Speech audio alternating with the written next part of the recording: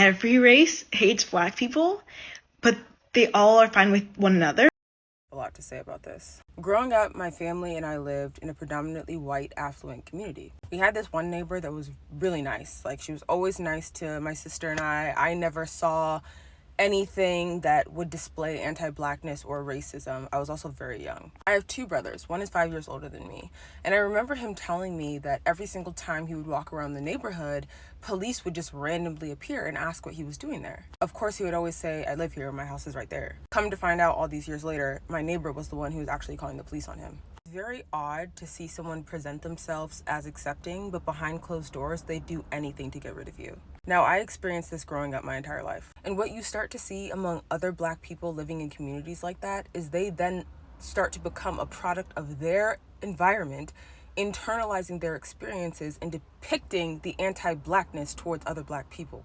I posted another video a while ago about my jaw surgery and how I had these friends in high school who were posting videos and pictures online comparing me to a monkey. They were Black, not white.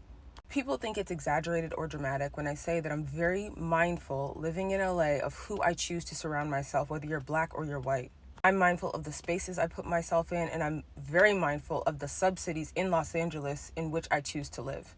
Growing up in California as a Black woman is a very eerie experience, and honestly, you have to be very mindful or it will destroy you emotionally. People are always asking me if I love living in LA, if I love living in California, if I suggest moving here. I love aspects of living in California. I love aspects of living in LA, but I'm also very mindful of my experience. I'm very mindful of what's around me, and I'm very cautious in how I navigate living in this city. I'll end with this. In high school, I wrote an essay about my community and living in California, and I compared it to this book called The Heart of Darkness, which is basically just set in surrealism. In this book, the main character's name is Marlo, and Marlo has to navigate through the Congo River to get to his destination. What helps him in navigating these surrealistic images and experiences that he's undergoing along his journey is the fact that he has great introspection.